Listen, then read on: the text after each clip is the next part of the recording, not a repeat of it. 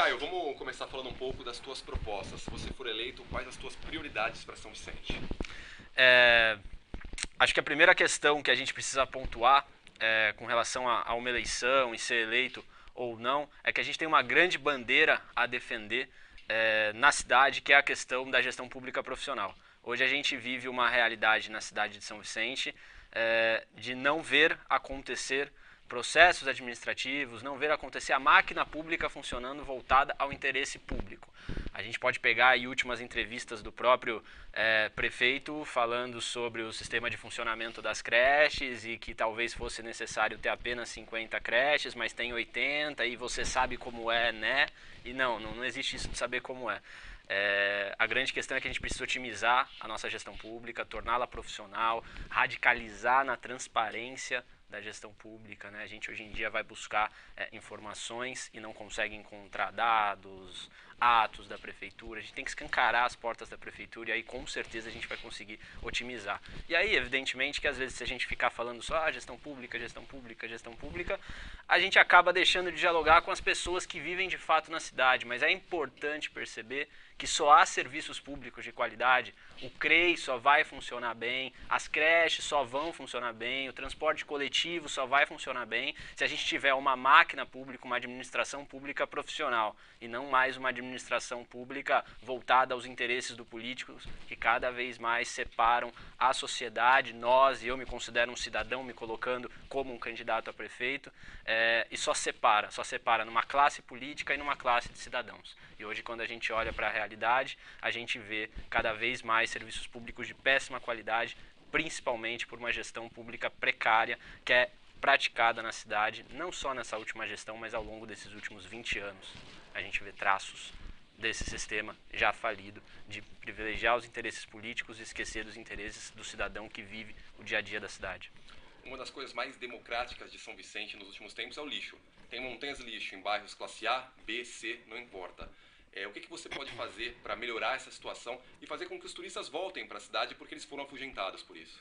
Não, perfeito. A questão do lixo, a gente vem percorrendo os bairros, dialogando com as pessoas e o que a gente mais percebe realmente é a insatisfação das pessoas. Parece que o orgulho de ser vicentino também está afundado nesses montes de lixo que a gente vê pela cidade. Primeiro que a questão do lixo a gente precisa reavaliar o grave problema financeiro, a cidade está no vermelho.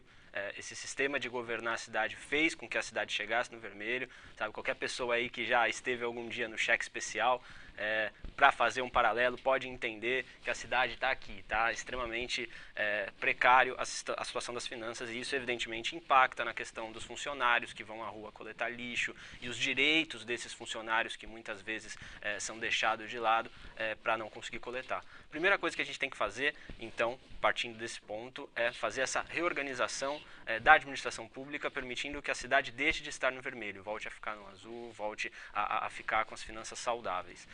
Num segundo momento, a gente tem que fortalecer, evidentemente, a questão desse empoderamento das pessoas pela cidade. As pessoas precisam se entender como parte da cidade, viver numa cidade para pessoas, entender que o lixo, e nem deveríamos chamar de lixo, deveríamos chamar de resíduos sólidos, né? Mas o lixo é responsabilidade de todos nós. E aí, evidentemente, a gente conseguir criar uma administração pública que consiga, com cooperativas, fomento às cooperativas, fomento ao trabalho dos catadores. O Plano Nacional de Resíduos Sólidos, ele já traz, por exemplo, a questão dos catadores de lixo como um ator fundamental dessa cadeia da coleta de lixo. Então, você não pode falar em questão de lixo e resíduos sólidos e melhorar esse serviço sem falar em catadores de lixo, cooperativas que funcionem efetivamente e principalmente a questão da reciclagem.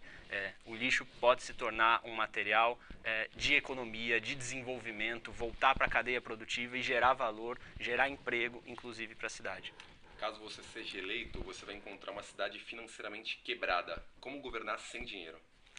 Esse é um grande desafio, mas se a gente analisar a realidade do Brasil, Podemos pegar aí que 95% dos municípios brasileiros não são autossustentáveis. São Vicente é uma realidade que já bateu esse ponto de vermelho aí, principalmente a questão de gasto com pessoal, que a gente vem batendo muito nessa tecla, está em 58%, o limite é 54%. Isso causa, por exemplo, improbidade administrativa, e esse é o primeiro ponto que a gente precisa observar.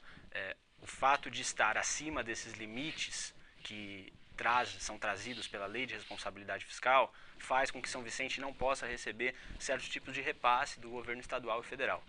A grande chance de conseguir governar a cidade é trazendo inovação, trazendo criatividade, trazendo uma gestão pública profissional. Existem recursos que podem ser captados, sejam em esferas e organismos internacionais, e eu vejo poucos candidatos falando sobre isso, mas existem. A gente vive numa cidade que poderia ser um polo turístico, poderia ter o desenvolvimento do ecoturismo, e não tem.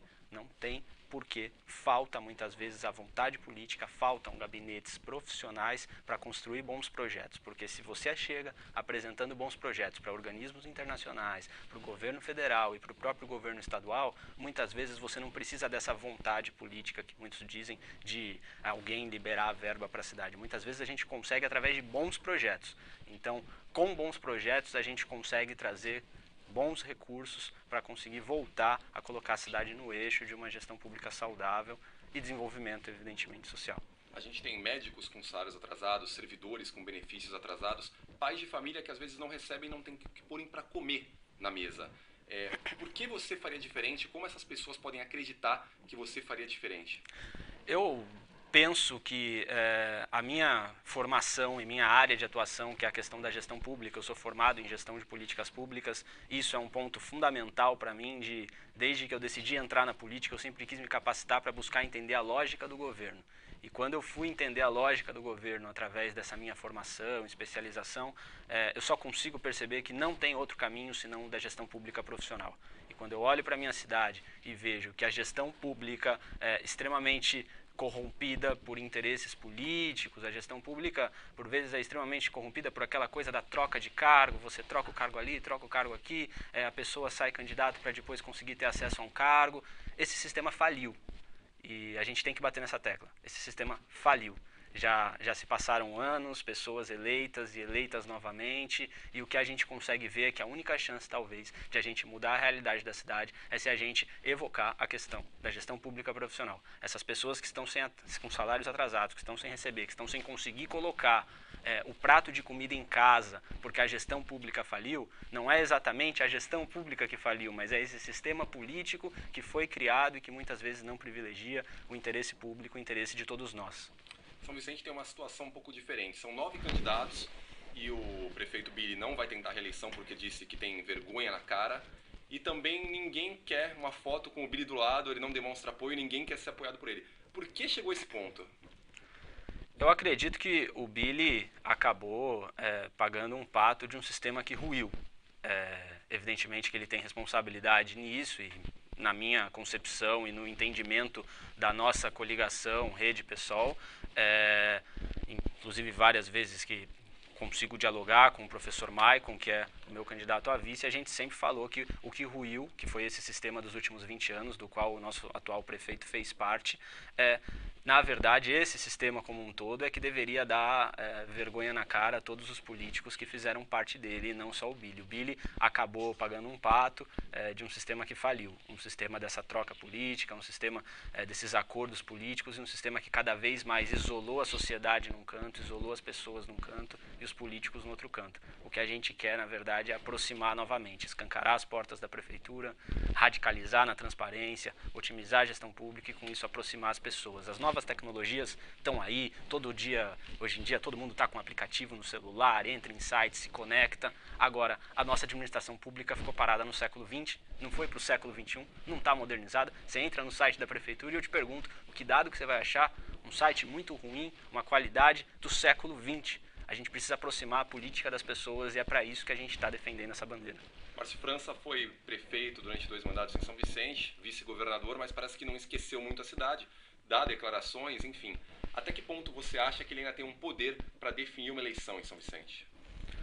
Olha, o Márcio França é uma pessoa que fez história na cidade. Evidentemente que a gente sempre respeita todas as pessoas que trouxeram sua história para a cidade, enfim, desenvolveram a cidade de alguma forma, e temos que respeitar todas as pessoas. Acho que o principal ponto de se entrar na política é entender que a cultura de paz e o respeito a todos os atores políticos é necessário, mas a gente acredita que é o momento de aproximar e escancarar para a sociedade a verdade de tudo o que aconteceu. Se hoje a cidade está em crise, não é só problema do Billy. Se hoje a cidade está em crise, não é só problema do Márcio.